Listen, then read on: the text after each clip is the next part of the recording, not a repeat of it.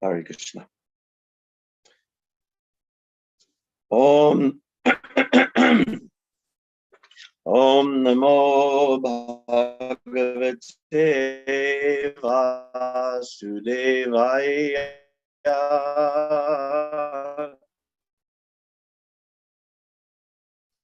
Om Namo Bhagavate Vasudevaya. Om Namo Bhagavate Vasudevaya. Om Namo Bhagavate Vasudevaya. Something's going on with the sound there. I'm not sure where that's coming from.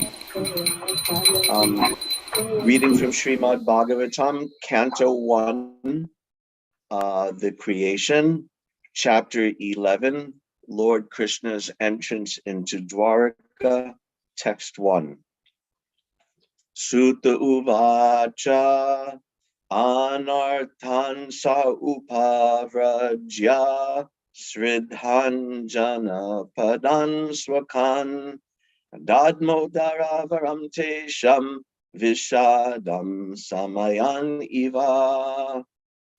Sutta Uvacha Anarthan Sa Upavrajya Sridhanjana Padan Swakan Dadmo Daravaram Tesham Vishadam Samayan Iva. Sutta Uvacha Anartan Sa Upavrajya Sridhanjana Padan Swakan Dadmo Daravaram Tesham Vishadam Samayan Iva. Everyone can chant, please. Sutta Uvacha Anartan Sa Upavrajya Sridhanjana Padan Swakan Dadma Daravarang Teshang Vishadang Shamayaniva.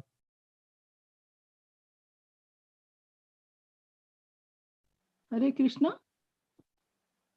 Sutta Uvacha Anartan Sa Upavrajya Sridhana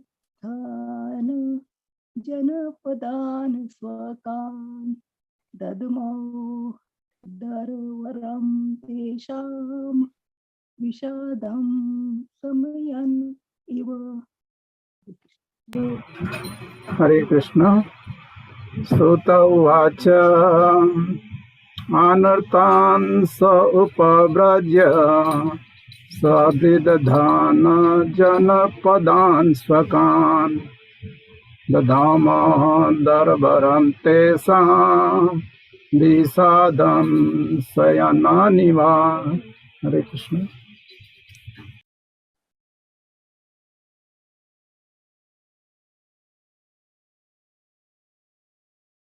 Anyone else?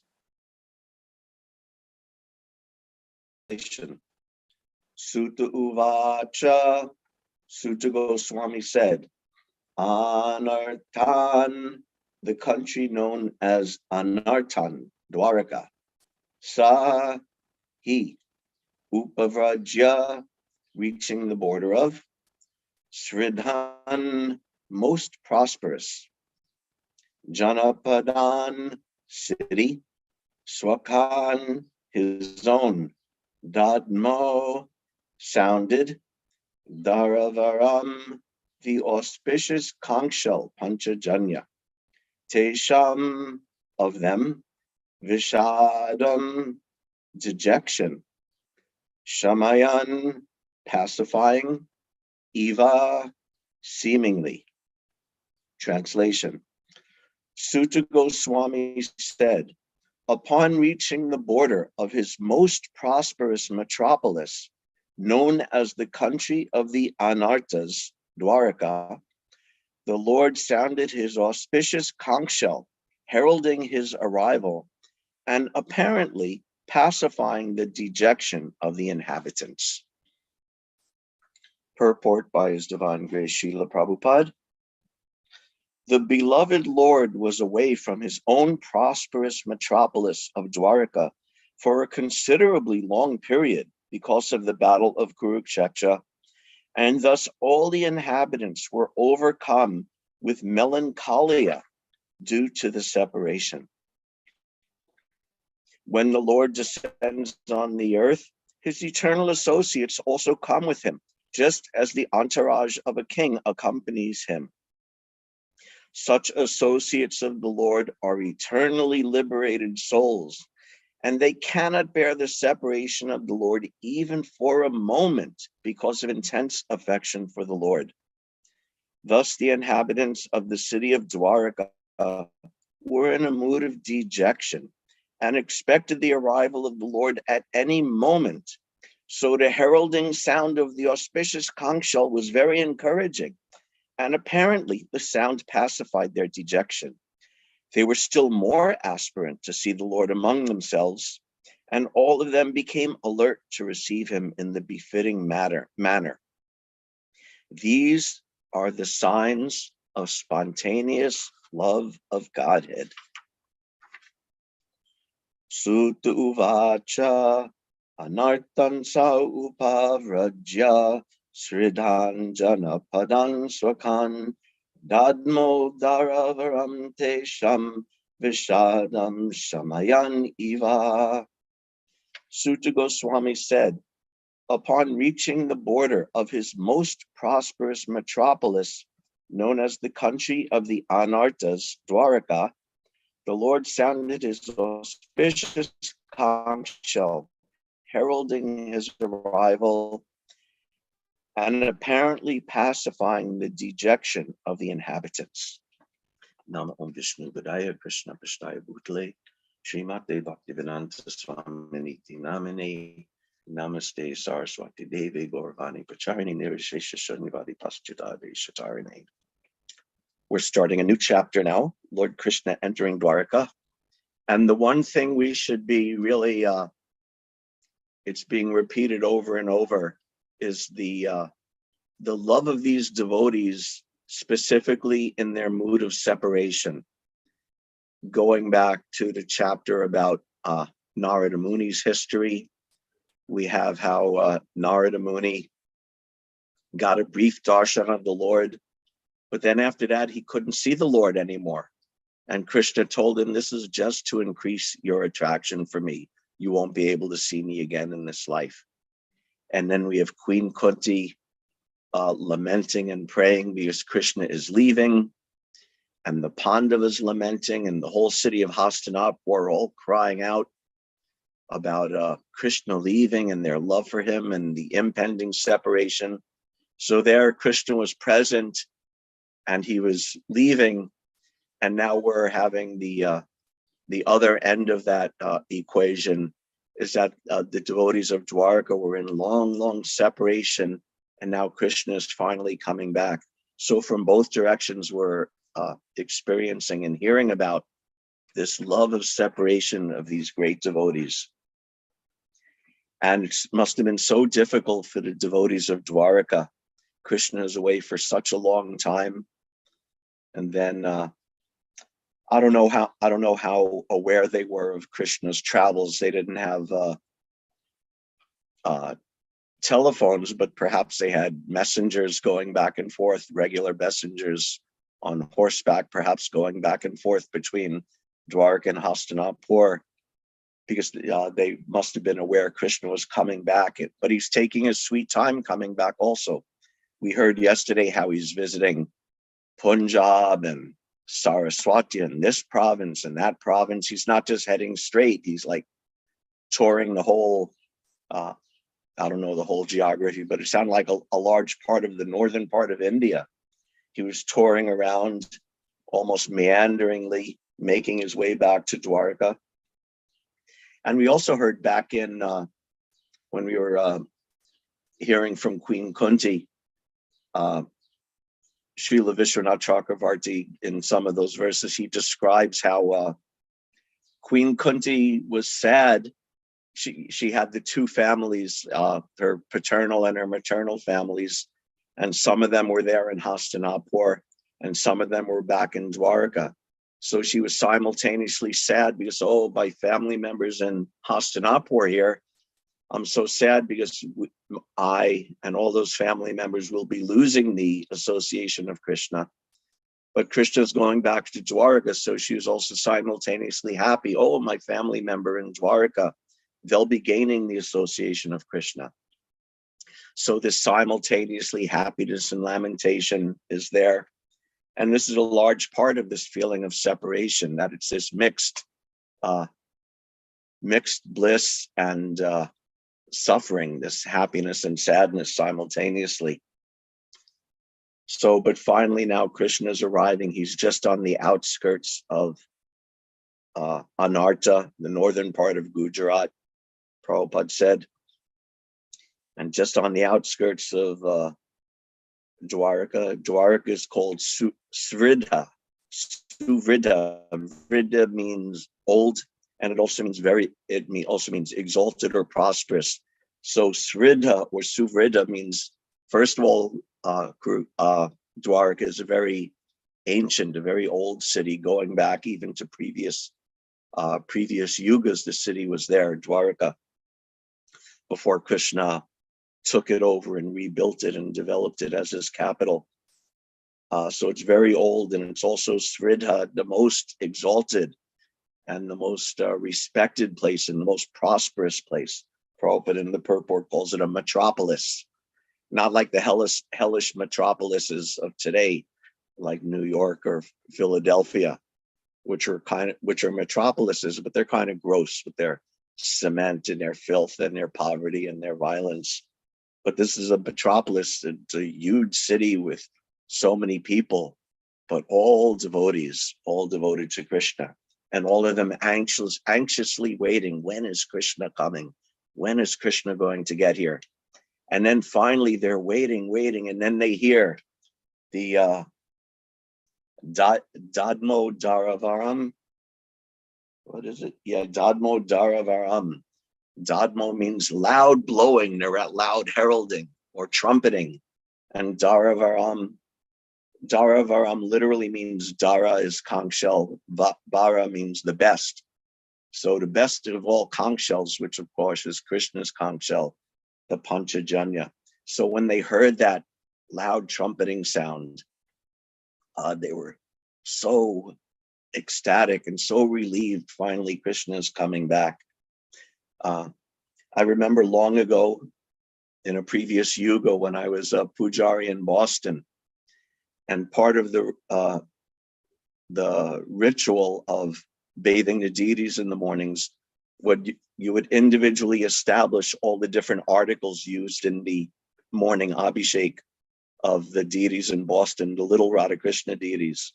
And there would be a mantra and you would do a mantra and a little tantra with your hands and draw a design on the altar and recite a mantra to install, like the bell for ringing and the conch shell for pouring water.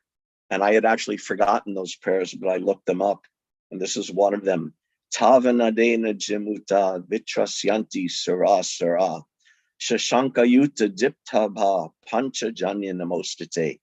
O Panchajanya, obeisances unto you, who shine brightly like the moon. Your roaring sound makes the mountains, clouds, demigods, and demons tremble in fear.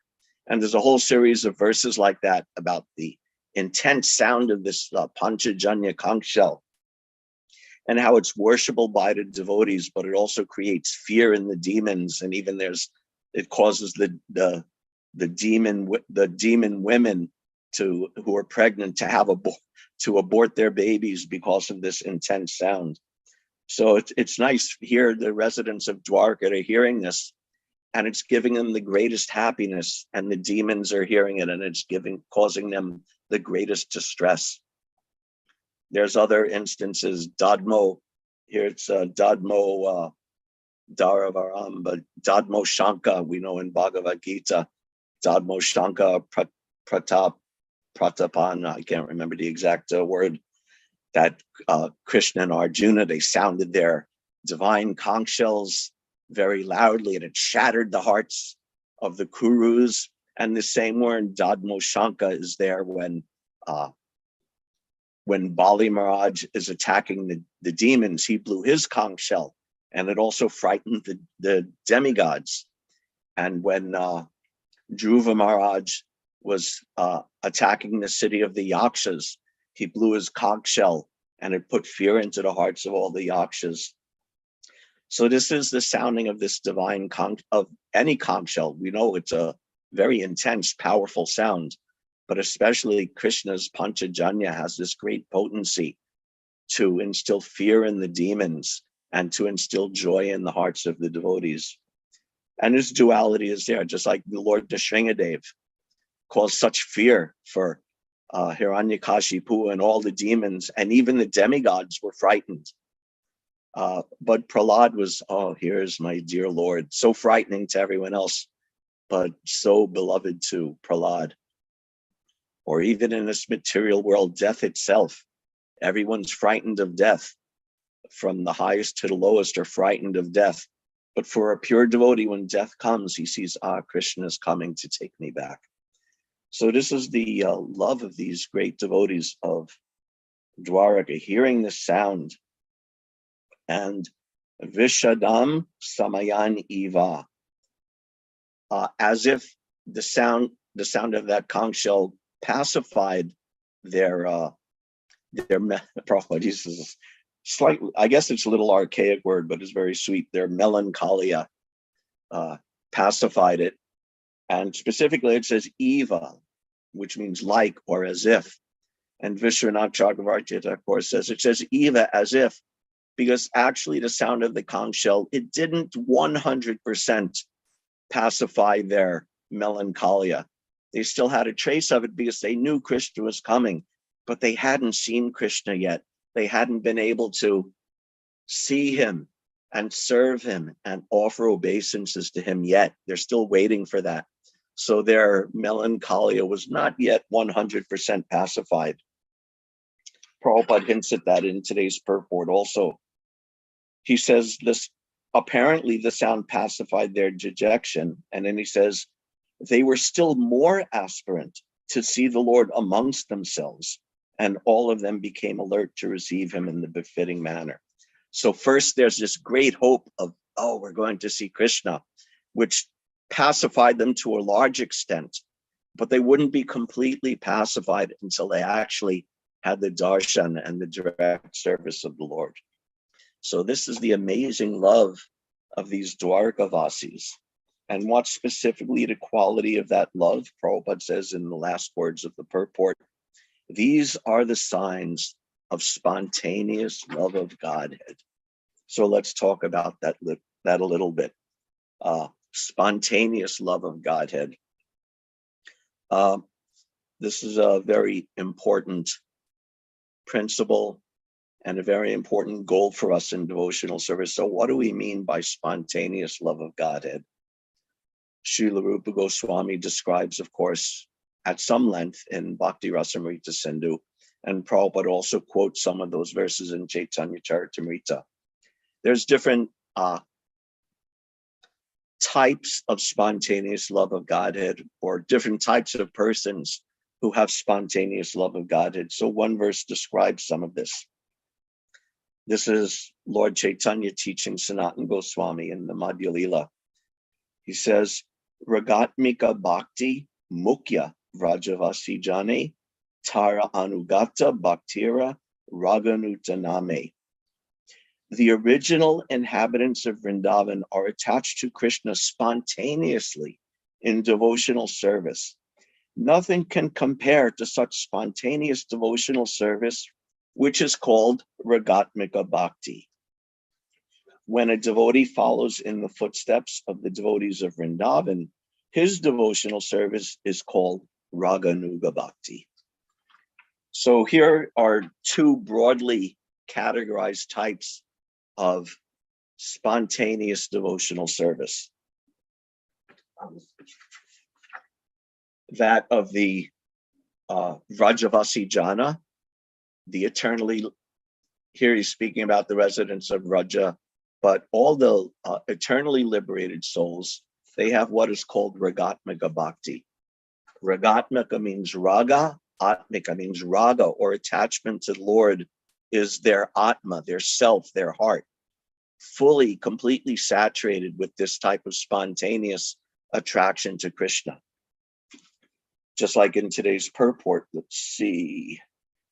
Prabhupada says in the purport, such associates of the Lord are eternally liberated souls, and they cannot bear the separation of the Lord even for a moment because of intense affection for the Lord.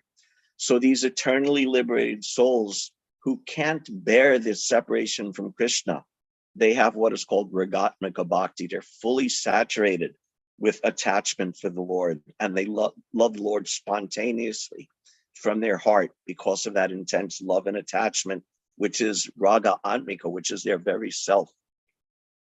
Then there are the devotees who are aspiring to follow in the footsteps of those devotees. They are not yet necessarily Ragatmika. They're not fully perfect, 100% saturated with that spontaneous affection in their heart, but they're Raga Anuga. They're following in the footsteps of those eternally liberated devotees and practicing and aspiring in that way. And those devotees are called Raganuga Bhaktas. Raganuga means they're following in the footsteps of the Ragatmika Bhaktas. Raga Anuga, they're following, they're chasing after, they're in the wake of those devotees who have that pure raga, that pure attachment.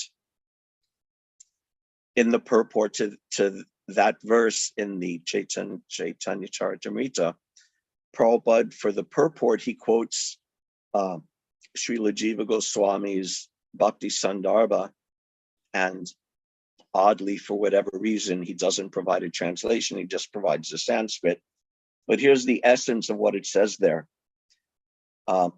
It says that Krishna, he is the Priya, or the dearmost of the gopis. For the great sages, he is the Atma, or the soul of all souls. He is the son for those headed by Nanda Maharaj, the Sakha, or friend of those headed by Sridham and the other cowherd boys. He is the guru, the cousin, the brother, the father-in-law for many other different types of devotees. And he is the master of the many servants headed by Dwarika. And these are all the Ragatmika devotees. And when one thinks of the Lord in one of these relationships and engages in all the processes of Shravanam, Kirtanam, Vishnu Smaranam, Padasevanam, etc., in the mood of those devotees, and with love for the Lord, even if he's not yet fully perfect or fully natural or spontaneous, then that devotee is called a Raganuga Bhakta.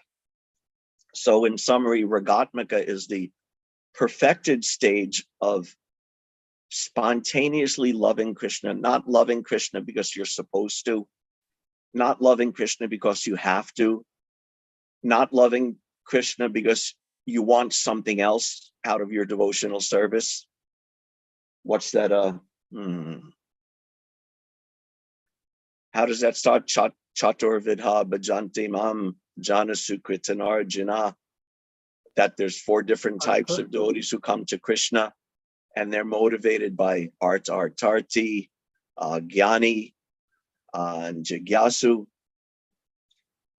They're not motivated like that I'm worshiping Krishna because I want something material, or because I want to avoid some suffering, or because I'm curious or inquisitive, but they just love Krishna because they spontaneously love Krishna.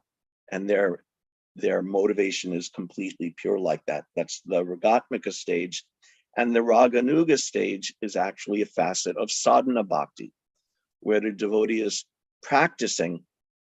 He's a sadhana bhakta, but he's also advanced enough that he has some degree of love for Krishna, and especially even more so, some degree of aspiration for loving Krishna in that spontaneous way. And that is called a Raganuga Bhakti, a Raganuga Bhakta. So we know from Srila Rupa Goswami the different stages in the practice of devotional service. Ado Shraddha Tata Sadhu Sangha. That first one has faith.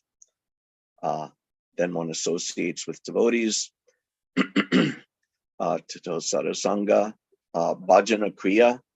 Then one starts actually practicing the principles, the rules and regulations of devotional service. By doing that, one becomes purified of all his bad habits and sins and aparads and all the unwanted things standing in the way of his devotional service. And all of that is in the realm, generally speaking, of sadhana bhakti, and more specifically, Vidi sadhana bhakti, that you're doing devotional service as purely as you can, but you don't have yet spontaneous love for Krishna. You're doing it because the guru instructs you to, because Shastra instructs you to, because you have a philosophical understanding that it's your constitutional position to do so. But in your heart is not yet fully saturated with raga, with a pure, unmotivated attachment to Krishna. But you're still doing it. And because you're doing it, and hopefully doing it as sincerely as we can, or as sincerely as I'm capable of, gradually, through anartha nivritti, as the unwanted things go away, you reach the next stage, which is nishta.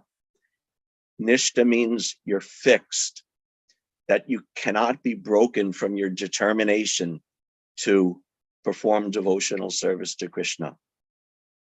And when you reach that stage, then there's the possibility of some spontaneous love awakening in your heart.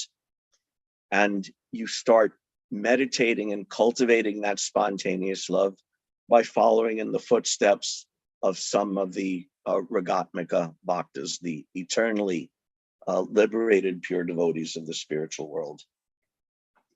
In this connection, let's see, Prabhupada says in Nectar of Devotion, let's see if I could quickly dig that up, where he's discussing spontaneous love. He says, we must always remember, however, that such eagerness to follow in the footsteps of the denizens of Vraja is not possible unless one is freed from material contamination. In following the regulative principles of devotional service, there is a stage called anartha nivritti, which means the disappearance of all material contamination. Sometimes someone is found imitating such devotional love, but factually he is not freed from anarthas or unwanted habits.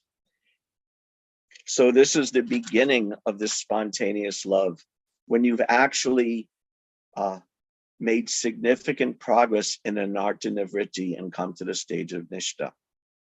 Anartha nivritti is one of these stages, these 9 stages, going up eventually to prema. But actually the process of anartha nivritti continues throughout, from the very beginning all the way up to reaching the stage of prema. Some degree of anartha nivritti is continuing. Just like even Bharat Maharaj, who had surpassed sadhana bhakti and was on the stage of bhava bhakti, but he still had anarthas, and he fell down due to his attachment to a deer, even though he was at the stage of bhava. So even at the stage of bhava, there's some continuation of anartha nivritti. But generally speaking, we mean at least enough anartha nivritti that you can progress to the stage of nishta, where you become completely fixed in devotional service. And like I said, at that, there is the possibility of this Raganuga Bhakti, this practice of spontaneous love of Krishna. And what this means, spontaneous love of Krishna, it's all a question of motivation. Like I said, the sadhana bhaktas or the neophyte devotees are motivated by so many things.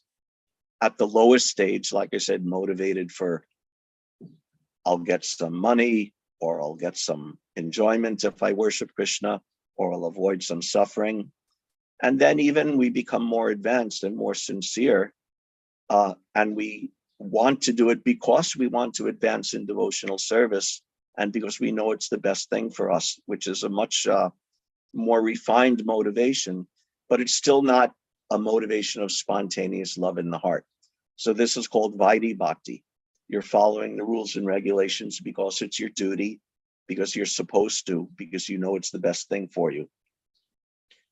But when you're motivated simply by love in your heart, by attraction to Krishna, then this is spontaneous love in practice, in sadhana bhakti. And after that stage of nishta, there comes ruchi and asakti. Ruchi means taste and asakti means attachment.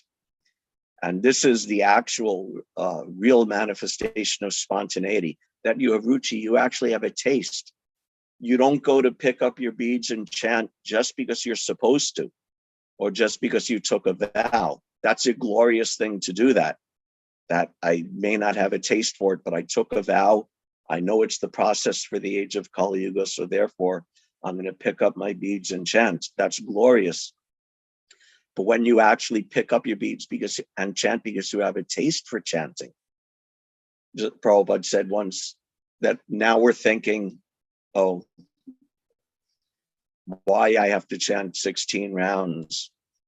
But then the stage will come, you'll think, oh, why 16? Let me chant 1,600 rounds, 16,000 rounds. When you have a taste like that, or like that prayer from, I think it's from Vidagdha Madhava, that when I chant the holy name, I desire many millions of tongues. And when I hear the holy name, I desire many millions of ears. This is ruchi and asakti, having an actual taste for the process of devotional service, and asakti, having an actual attachment for Krishna. This is the strong development of the stage of Raganuga Bhakti. And right after that comes the stage of bhava, because that's the result of sadhana bhakti in general. The result of sadhana bhakti is bhava. And specifically, Raganuga Bhakti very swiftly elevates you to the stage of bhava. So this is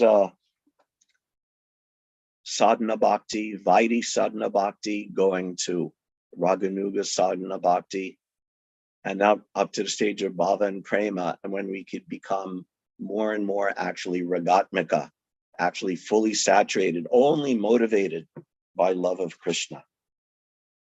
So to begin devotional service takes some qualification, or qualification. So just to take up devotional service at all, or to take up Vidi devotional service in practice by following the rules and regulations, the qualification is simply shraddha, that you simply have the faith that this is good, let me do this. Prabhupada would many times say about faith as a very simple thing, that, oh, let me see what these Hare Krishnas are doing. Let me see what they're saying.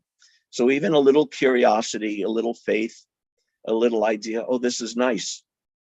Let me take this up. This is the qualification to take up devotional service in practice at the stage of following rules and regulations. Therefore, ado shraddha, in the beginning, shraddha, faith.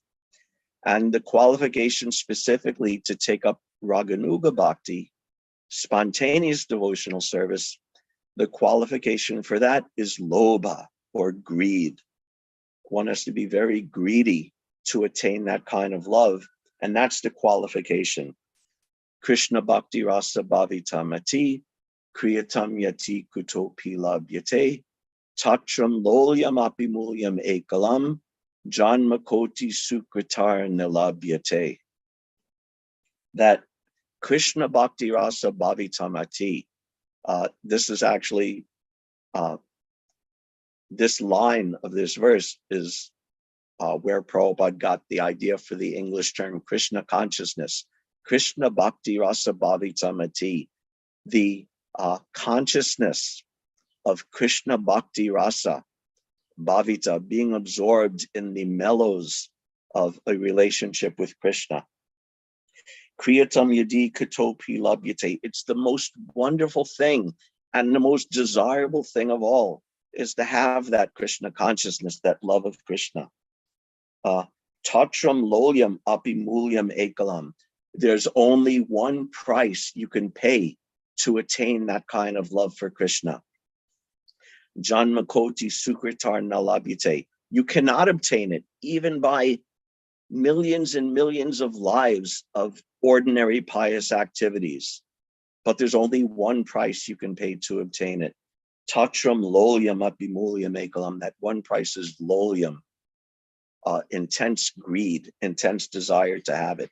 So this desire, this spontaneous desire to love Krishna is the root of this kind of advancement in devotional service. Now, sometimes, though, there is a misconception about this Raganuga Bhakti or about spontaneous love for Krishna. And because of these misunderstandings, so many cheating methods and apasampradayas and apasiddhantas have sprung up because of this misunderstanding. By misunderstanding this, you get various kinds of sahajaism, many kinds of imitators of devotional service, practices like Siddha Pranali, where you artificially are given your relationship with Krishna, and all of these are unwanted things. When Srila, right after the verse that Prabhupada quotes in the Chaitanya Charitamrita purport from Bhakti Sandarbha, Srila Jiva Goswami says that some may call this type of devotional service, the spontaneous devotional service, Raganuga Bhakti. Some may call it Avahita Bhakti. Avahita, Vihita means prescribed or enjoined by the rules of Shastra. And Avahita means not enjoined by the rules of Shastra. So sometimes this spontaneous love, some people call it Avahita Bhakti. That bhakti where you don't need to follow the rules and regulations. But he says, let me read it again. Some call the stage of devotional service Avahita Bhakti, for it is impelled by attraction alone and is not bound by rules and regulations. This explanation should not be accepted, he says. For it is not possible for a person aloof from rules and regulations to engage in devotional service. So spontaneous love for Krishna is purely motivated simply by love and attraction and affection for Krishna in one's heart. But it doesn't mean throwing out rules and regulations. It means one is not bound by or solely motivated by rules and regulations. Again, going back to Chaitanya Mahaprabhu's teaching to Sanatana Goswami, he says in Bengali, in his own words, he says, Baya antara ihar duita sadhana, Baya sadhaka dehi kare shravana kirtana, Mane nija siddha deha karya bhavana, Ratri dine kare vraje krishnera sevana. That the Raganuga Bhakta, the spontaneous devotee, he's worshiping Krishna in two different ways simultaneously, Baya and Antara. There's an external manifestation and an internal manifestation. Externally, Baya sadhaka dehe. Externally, he always behaves as a sadhaka, kare shravana kirtana, performing all the rules and regulations, beginning with those applying to shravana kirtana, hearing and chanting, etc. So externally, he continues following the rules and regulations very strictly and very perfectly. In fact, a Raganuga Bhakta will follow the rules and regulations even more perfectly. And mane nija siddha deha karya bhavana. And internally within his mind, he's worshiping Krishna and approaching Krishna within his mind. Day and night, ratri dine kare vraja krishnera sevana. Internally, he's meditating on his eternal service to Krishna in the spiritual world. So even at the stage of Raganuga Bhakti, the devotee does not give up the rules and regulations. He's not bound by them, but with his increased love, he follows them very nicely. And after Chaitanya Mahaprabhu said that in Bengali, then he gave the verse in Sanskrit, which Srila Rupa Goswami included in his Bhakti Rasamrita Sindhu. Seva sadhaka rupena siddha rupena chatrahi tadbhava lipsuna karya vraja lokanusharita. The advanced devotee who is inclined to spontaneous loving service should follow the activities of a particular associate of Krishna's in Vrindavan. He should execute service externally as a regulative devotee, as well as internally from his self-realized position. Thus, he should perform devotional service both externally and internally. The Vidi Bhakti, the one who only knows rules and regulations, his devotional service is mainly external. My devotional service is mainly external. I'm following the rules and regulations, but I'm not really capable of meditating in this way internally on my eternal relationship with Krishna or my aspiration for that relationship. But at the stage of Raganuga, both are going on simultaneously. And further, he says, Shravanot Kirtana Dini Vidi Bhakti Uditani tu Yanyangani Chatanyatra Vigyayani Manishibi. That learned devotees, the Manishibi, the learned expert devotees, know that all of the 64 limbs of bhakti, if you look in Nectar of Devotion, there's the 64 limbs of bhakti, all the different practices, things to be done, things to be avoided. So the learned devotees know that all these 64 limbs of bhakti are also essential in the practice of Raganuga Bhakti.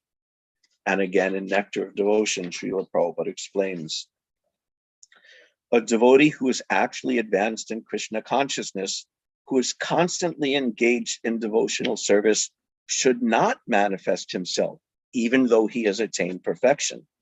The idea is that he should always continue to act as a neophyte devotee, as long as his material body is there. Activities in devotional service under regulative principles must be followed even by the pure devotee. But when he realizes his actual position in relationship with the Lord, he can, along with the discharging of regulative service, think within himself of the Lord under the guidance of a particular associate of the Lord, and develop his transcendental sentiments in following that associate.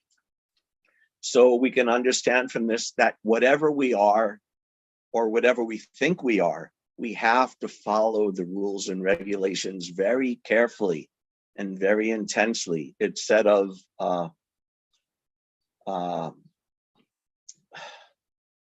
Raghunath Das Goswami, I think it said of him that his adherence to rules and regulations was just like lines in stone. They were so firm, and he was so couldn't be drawn away from his vows and his practice. And all the Goswamis, Sankhya Nama, how's that start from Sad Goswami Ashtakam? Sankhya Purvaka Nama Gananati Bi, that they were rigidly counting their rounds and counting their obeisances and following all the rules and regulations. And Haridas Thakur, who was certainly a topmost spontaneous devotee, when Chaitanya Mahaprabhu came to see him and asked how he was, he said, "Oh, I have a disease." And Chaitanya Mahaprabhu said, "Oh, what is your disease?" And he said, "Oh, my disease is that I cannot finish my rounds." So, and Prabhupada says that if one can't finish his rounds, he should be understood to be in a diseased condition. So there's no excuse that, oh, I'm so advanced, I'm so spontaneous that I don't have to follow the rules, I don't have to chant my rounds, I don't have to follow the regulative principles, I don't have to behave properly. This is bogus.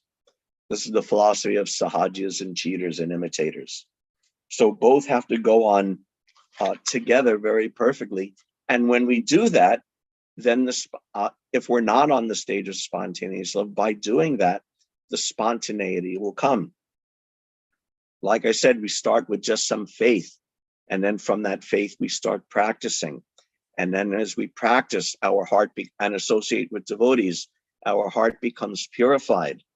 And when our heart becomes purified, all of the dirty things go away, and we become so fixed in the practice of devotional service. And then the actual love, Nitya Siddha Krishna Prema Sadhya Kabunoi, Shravanadi Shuddha Chitte Korye Udoy, the actual spontaneous love for Krishna, which is already lying dormant in our heart, becomes uncovered and awakened, just like the sun rising. And then we can very naturally progress to the spontaneous stage. And then there's another aspect of spontaneous love for Krishna, which is included in Raganuga Bhakti, but a little different. Prabhupada would sometimes use different terms in his own way, just like Prabhupada would speak about pure devotees. What is a pure devotee?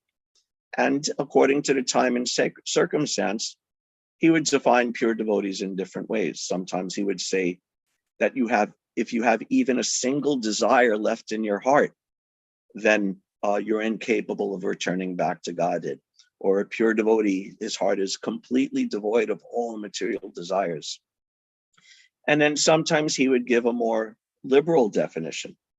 In one conversation, Prabhupada was speaking about this who is a pure devotee. There was a splinter group in ISKCON some years ago in Hawaii. And one of the followers of that person was saying, oh, the leader of our splinter group, he's a pure devotee. But the other ISKCON devotees are not pure devotees. And Prabhupada didn't like this very much. He said, we advise everyone to address one another as Prabhu. Prabhu means master. So how the master should be disobeyed? Others, they are also pure devotees. All my disciples are pure devotees. Anyone sincerely serving the spiritual master is a pure devotee. Anyone who is surrendered to the spiritual master is a pure devotee. It doesn't matter. So this is a very liberal definition of pure devotee. And it's actually true, it's actually accurate, that if you're surrendered to the spiritual master, if you're following the spiritual master, whatever other imperfections you may have, you're accepted by Srila Prabhupada and by Krishna as a pure devotee. At the same time, we can also be aware of a more rigorous definition that when you have material desires in your heart, then you may not in that sense be a pure devotee. But if you're a sincere devotee, even with desires in your heart, sincerely and strictly following your Guru Maharaj and the Parampara, then that's also a pure devotee. So similarly, Prabhupada addressed spontaneous love of Krishna in this way he addressed. Earlier in the Nectar of Devotion, he says this when discussing it. He says, now this sadhana bhakti, or practice of devotional service, may also be divided into two parts.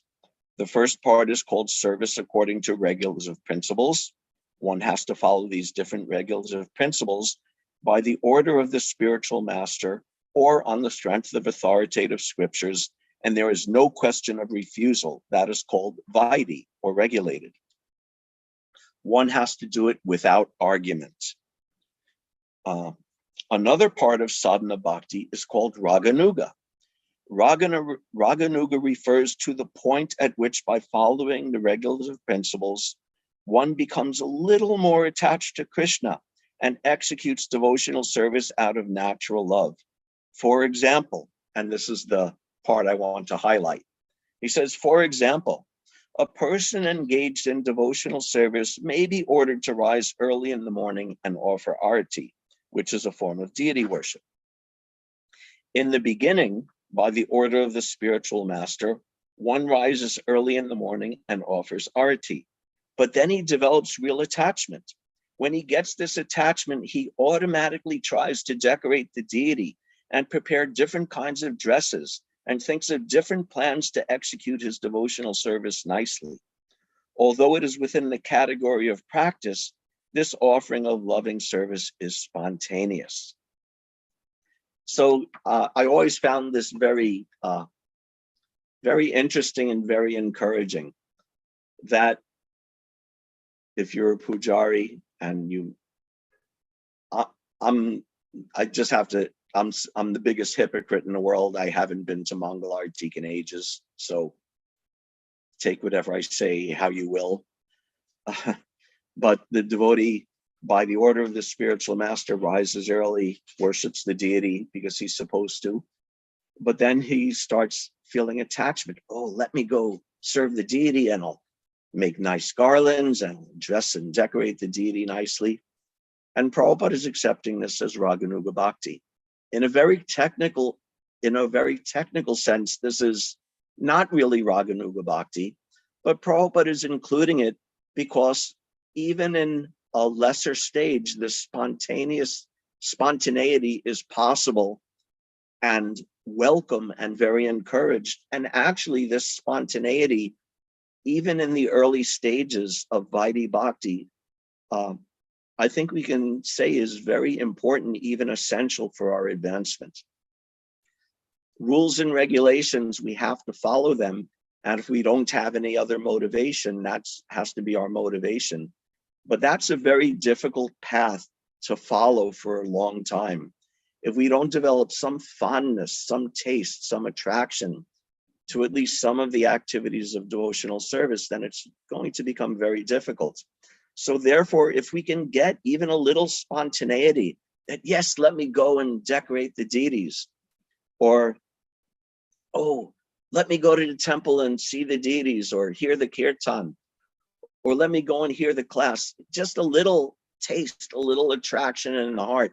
This is a very great thing and can carry us so far to find that little bit of taste, that little bit of attraction, and to cultivate it and focus on it and develop it and grow it will go a long way towards helping us advance in devotional service, even if it's not Raganuga Bhakti in the sense of being completely fixed and understanding to some degree our eternal relationship with Krishna and following the residents of Vraja and meditating on those pastimes.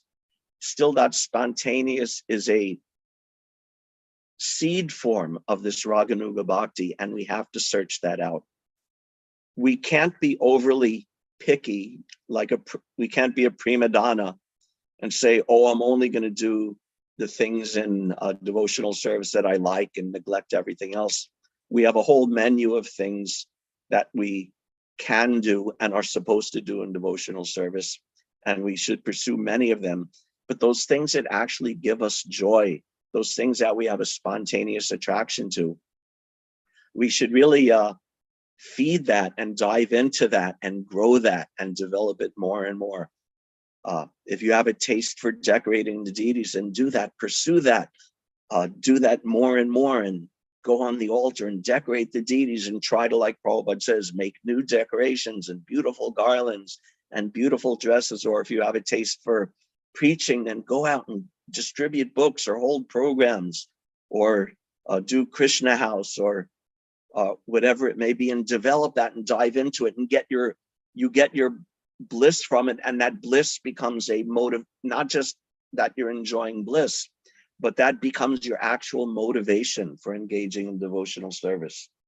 So as far as possible, we want to find these things and develop them and grow them in devotional service. Actually, all of devotional, and eventually we'll see, because it's actually the case that actually all of the activities of devotional service are bliss. It's actually nothing but bliss. Srila Prabhupada said that devotional service is like a sugar doll, that any place you taste on it, it's all sweet. But if we're not very pure, then we may find certain things sweet and certain things less sweet. But it's actually all sweet. Raja Vidyam, Raja Guyam, Pavitram idam uttamam pratyaksha dharmyam, sasukam kartam avayam. It's all joyfully performed. And when you actually advance, then all of the activities of devotional service give you happiness, and you'll be spontaneously engaged in all of it, attracted to the activities of devotional service and eventually attracted to Krishna himself. But we don't feel that in the beginning, so we can focus on things to some degree without neglecting important things, but develop those things that give happiness. And when we actually are getting some happiness from our devotional service, instead of just doing it as our duty, that will give us increased faith in the process of devotional service. And when we have the increased faith in the process of devotional service, then we'll engage in more and more devotee association. And when we do that, we'll engage in more and more bhajana kriya, more and more activities of devotional service. And when we do that, we'll get more and more anartha nivritti, and all the dirty things from our heart will be cleansed more and more and more. And when that happens, then we become more and more fixed, nishta, in the life and the activities of devotional service. And when that happens, then we can approach the stages of ruchi and asakti and attain genuine, or you could say the technical definition of Raganuga Bhakti, where gradually our relationship with Krishna will actually be revealed, and we can follow in the footsteps of these advanced eternal associates, Ragatmika Bhaktas, and advance like that, and actually fulfill the meaning and the purpose of this spontaneous Raganuga Bhakti, which will then gradually take us to the stage of bhava, and then gradually to the stage of prema. Hare Krishna, thank you very much. Are there any questions or comments or discussion? Raganuga Bhakti is a very advanced stage, a very technical stage. But as I said, I wanted to also present that there's ways for even a neophyte like myself to approach it and start, at least like grabbing at the hem of Raganuga Bhakti a little bit, even in a neophyte stage. Yes, just unmute yourself and ask if anyone has a question or comment. Thank you very much, Prabhuji, for wonderful session as usual. I see Kalpesh Prabhuji is having hand raised. So please go ahead, Prabhuji. You can unmute and you can go ahead. Hare Krishna, Prabhuji. Thank you for bringing up all this devotion of nectar points. Very much appreciate for your discourse today. Hare Krishna. And I have a question. You brought up that make Krishna house. I'm not fully familiar what Krishna house is. What can be Krishna house would be. Yeah, that was discussed at last week's Sunday feast. Krishna House is the program in Alachua where they have a building for preaching to the local community, and they invite new people in, and it's a very successful preaching program for bringing people into ashram setting and offer them very powerful training in devotional service. And there was some discussion of instituting a program like that in other temples in the United States and also possibly in Philly. So that's what when I said Krishna House, I was thinking of that presentation from last week. So in essence, it is like if we are staying in any community, we have to preach. Sorry, I'm not fully able to understand this. It's just an example. I was just using it as an example for as a preaching technique that one can dive into if they're interested in preaching, if they derive some joy from preaching. All right. Hare Krishna. Hare Krishna.